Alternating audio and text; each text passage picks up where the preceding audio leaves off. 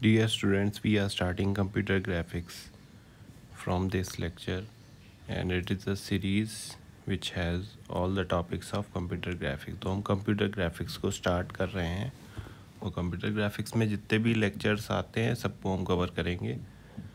So moving on to the first lecture. तो यहाँ पे जो हमारी फर्स्ट टॉपिक है वो है व्हाट इज़ कंप्यूटर ग्राफिक्स.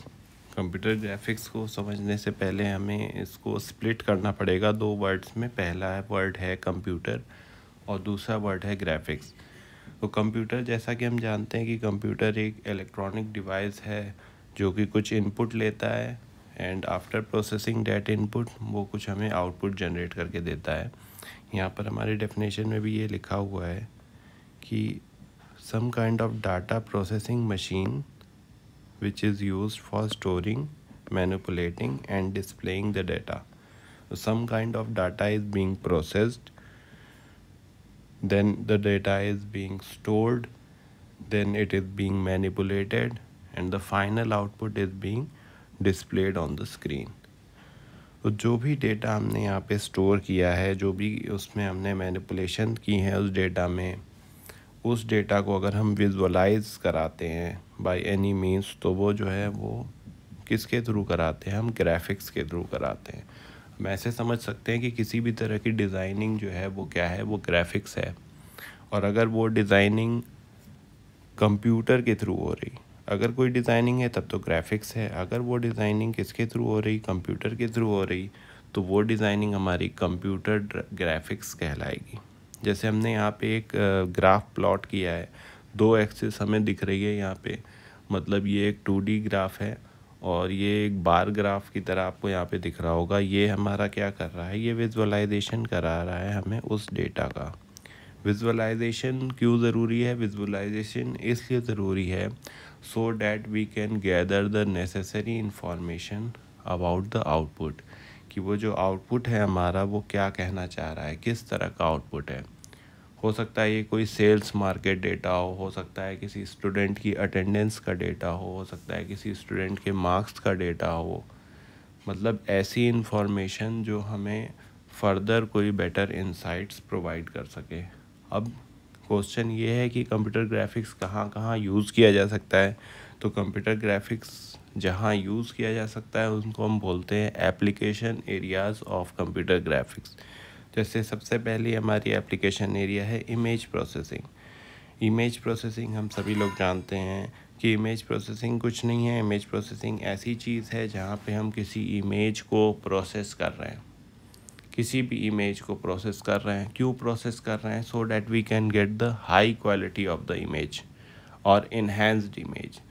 क्योंकि जब भी इमेज की क्वालिटी सही होगी तो हमें ज़्यादा डिटेल्ड इन्फॉर्मेशन वहाँ पे मिलेंगी. जैसे हम नॉर्मल फ़ोटोज़ लेते हैं कैमरे से अपने मोबाइल के, अगर वो ज़्यादा मेगापिक्सल्स का कैमरा होता है तो फ़ोटोज़ ज़्यादा क्लियर आती हैं, अगर कम का होता है तो ज़्यादा क्लियर नहीं आती हैं. इमेज प्रोसेसिंग में एक बहुत ही मोस्ट कॉमन एग्जांपल हमारा मेडिकल इमेजिंग में आता है. जैसे हमारे एक्सरेज हैं, सीटी स्कैन्स हैं, etcetera. The next one is GUI and animation. GUI हमारा होता है ग्राफिकल यूज़र इंटरफेस.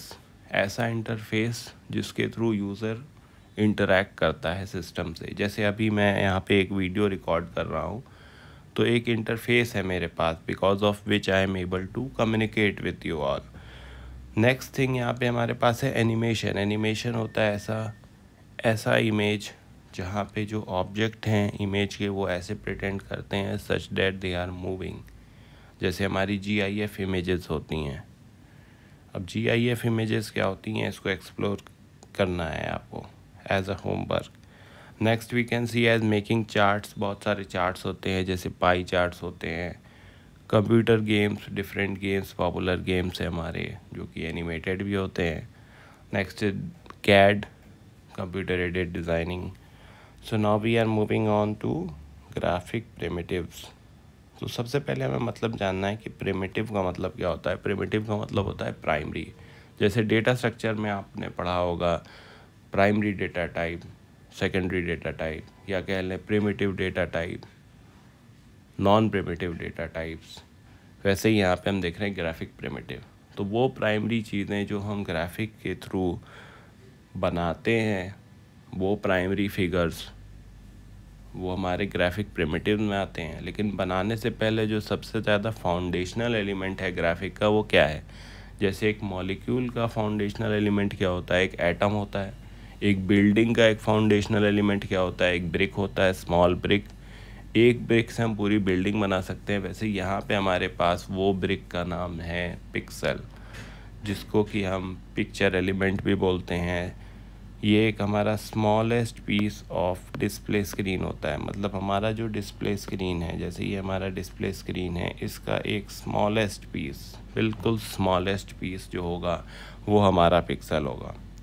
ये हमारे एड्रेस करता है स्क्रीन के एलिमेंट को। फॉर एग्ज़ाम्पल मान लीजिए जैसे ये हमारा स्क्रीन है और हम अपने पिक्सल को लोकेट करना चाह रहे हैं, मतलब ये देखना चाह रहे हैं कि हमारा पिक्सल कहाँ पे है या किस पिक्सल पे हम बात कर रहे हैं, किस पिक्सल की। तो सपोज़ हम इस पिक्सल की बात कर रहे हैं जो रेड से हमें दिख रहा है, तो हम देख रहे हैं ये हमारा 4th रो और 4th कॉलम है।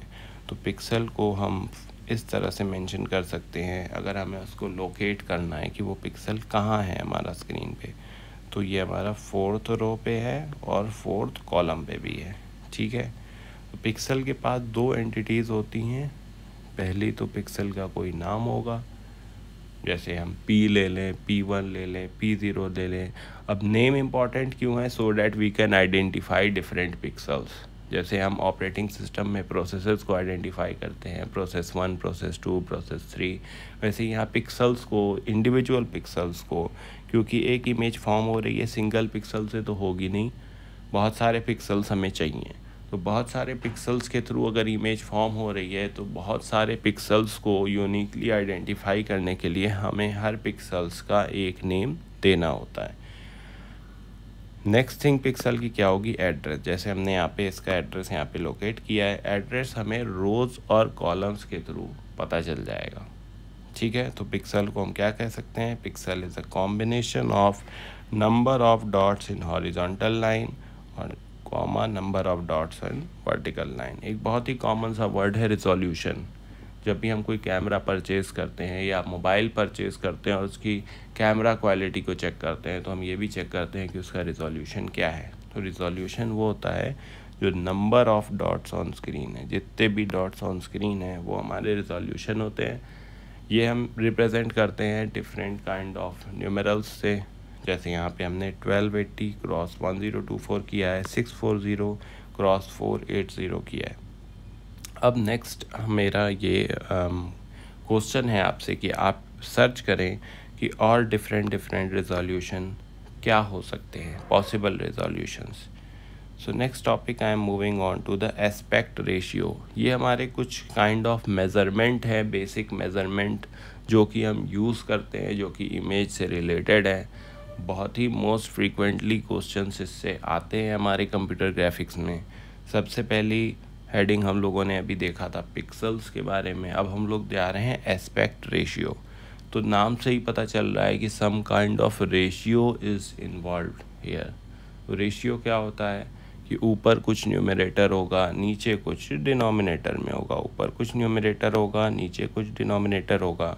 अब यहाँ पे हम देख रहे हैं, मान लीजिए जो न्यूमरेटर है हमारा वो विड्थ है और जो डिनोमिनेटर है वो हाइट है। सपोज़ करिए हमारा स्क्रीन है, तो यहाँ पे हमें 4 इंचेस लिखा, तो ये 4 यहाँ पे आ गया, मतलब ये क्या था? ये विड्थ था।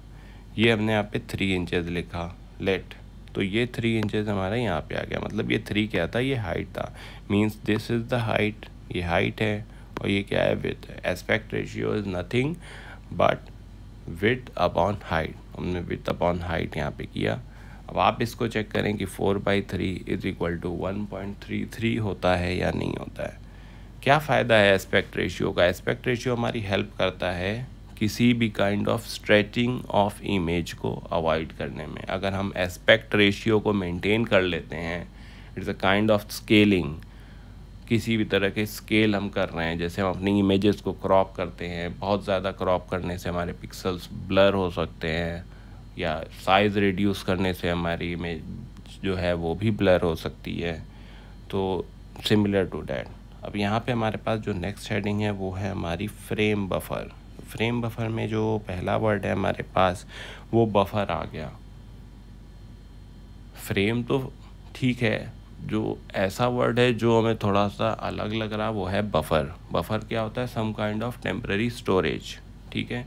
तो यहाँ पे जो फ्रेम बफर है वो हमारा इंटरनल रिप्रेजेंटेशन, देखें यहाँ पे मैंने स्टार भी लगाया है, internal representation of the image को स्टोर करता है और ऐसे पिक्सल वैल्यूज़ को वो स्टोर करता है जिसको यूज़ करता है हमारा डिस्प्ले डिवाइस। डिस्प्ले डिवाइसेस हमारे डिफरेंट डिस्प्ले डिवाइसेस होते हैं, अभी हम देखेंगे, नेक्स्ट लेक्चर है, 2 लेक्चर हम यहाँ पे कवर करने वाले हैं। एक तो कंप्यूटर ग्राफिक्स के बेसिक्स और नेक्स्ट हम कवर करने वाले हैं द डिस्प्ले डिवाइसेस। तो सबसे पहले देखते हैं यहाँ पे कि कलर वैल्यूज़ किस तरह की वो स्टोर करता है। 1 बिट करता है तो 2 कलर्स होंगे, जैसे मान लें ब्लैक एंड वाइट। 4 बिट में 16 कलर्स होंगे and so on, like 32 bits में ट्रू कलर फॉर्मेट्स होंगे। तो moving on to the lecture 2। तो लेक्चर 2 हमारा है वो है डिस्प्ले डिवाइसेस। क्या ज़रूरत है डिस्प्ले डिवाइसेस की? हमें पता है डिस्प्ले डिवाइसेस हमेशा हमारे आउटपुट एंड में आएंगे। जो भी इनपुट में परफॉर्म हो रहा है वो आउटपुट में डिस्प्ले करने के लिए हमारे पास डिस्प्ले डिवाइसेस होते हैं। जैसे मान लीजिए ग्राफिक्स में आप क्या डिस्प्ले कर सकते हैं? पॉइंट्स को कर सकते हैं, लाइन सेगमेंट्स को कर सकते हैं, एक्सेट्रा। 2 तरह का हमारे पास डिस्प्ले होगा, 2 तरह का डिस्प्ले हमारे पास होगा। पहला तो हमारे पास मोनोक्रोम डिस्प्ले मॉनिटर होगा, दूसरा हमारे पास कलर डिस्प्ले मॉनिटर होगा। एक तो मोनोक्रोम डिस्प्ले मॉनिटर होगा, दूसरा होगा कलर डिस्प्ले मॉनिटर। मोनोक्रोम में मोस्ट पॉपुलर, देखिए मोनोक्रोम में मैंने डॉटेड लाइंस आपको दिख रही होंगी। मोनोक्रोम मोस्ट पॉपुलर, इसमें हमारे पास आता है CRT, जिसको हम बोलते हैं कैथोड रे ट्यूब। जैसे यहाँ पे आपको ये डायग्राम दिख रहा होगा कैथोड रे ट्यूब का। Some kind of input is being given from this input and here is some kind of output is being observed on the phosphorus screen. तो यहाँ पे हमारे पास कुछ कनेक्टर पिंस होती हैं, कुछ बेस होता है, एक इलेक्ट्रॉन गन होता है जहाँ से इलेक्ट्रॉन हमारे एमिट्स होते हैं। इलेक्ट्रॉन गन से बीम ऑफ लाइट जाती है, हमारा फोकसिंग सिस्टम जो है उस बीम को डायरेक्शन देता है। Some kind of deflecting plates are there, X deflect, Y deflect, जो कि हमारी बीम को इस डायरेक्शन में डिफ्लेक्ट करती हैं so that the concerned image can be formed on the phosphorus screen. The screen is made of the material which is known as phosphorus. Okay, so now we are moving on to the vertical and horizontal retrace. Retrace का मतलब होता है retrack, एक ऐसा track जहाँ आप पहले चल चुके हैं वापस आप उसी ट्रैक पे चल रहे हैं। ओके, सो जैसे मान लें हमारी कुछ लाइंस हैं, अगर हम एंड ऑफ द लाइन से फिर फर्स्ट पे जा रहे हैं, फिर एंड ऑफ द लाइन से फिर फर्स्ट पे जा रहे हैं, तो इनको हम बोलते हैं, जो रेड से हमें दिख रहा है यहाँ पे, इनको हम बोलते हैं हॉरिजॉन्टल रिट्रेस।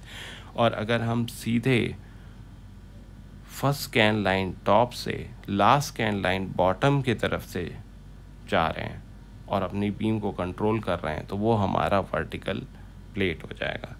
हॉरिजॉन्टल क्या करेगा? कंट्रोल करेगा बीम को to scan from left to right और रिट्रेस करेगा राइट टू लेफ़्ट। स्कैन करेगा लेफ़्ट टू राइट और रिट्रेस करेगा राइट टू लेफ़्ट। वर्टिकल क्या करेगा? स्कैन करेगा from first scan line top to the last scan line bottom. और retrace क्या करेगा? इसका अपोजिट। जो भी रिट्रेस होगा वो हमारा स्कैन के क्या होगा? अपोजिट। जैसे स्कैन हमारा यहाँ पे लेफ़्ट टू राइट था, रिट्रेस हमारा राइट टू लेफ़्ट है। स्कैन हमारा टॉप टू बॉटम है अगर, तो हमारा रिट्रेस क्या होगा? Bottom to top. ओके,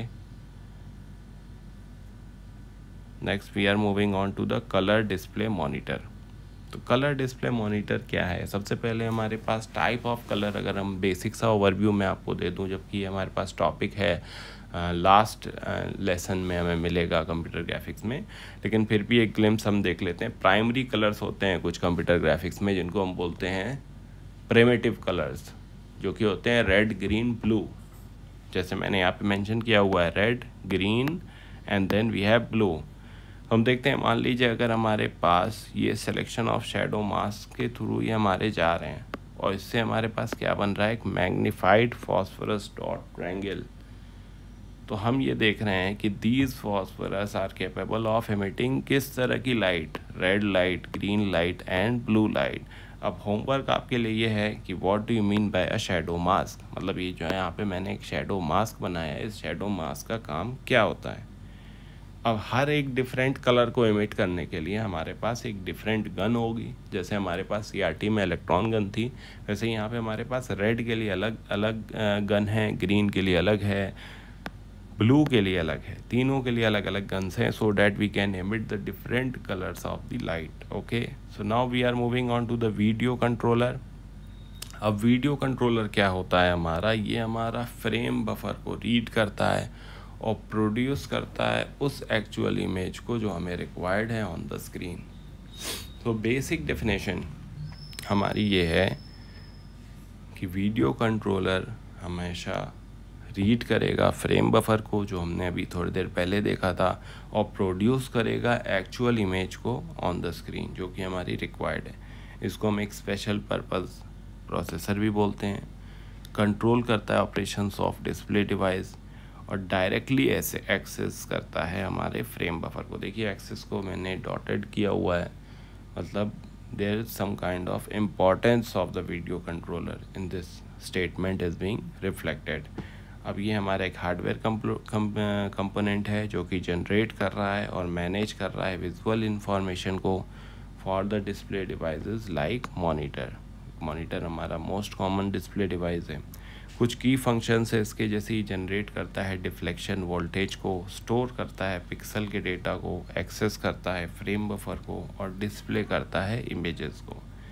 जो architecture of the video controller है वो यहाँ पे हमने बता रखा है।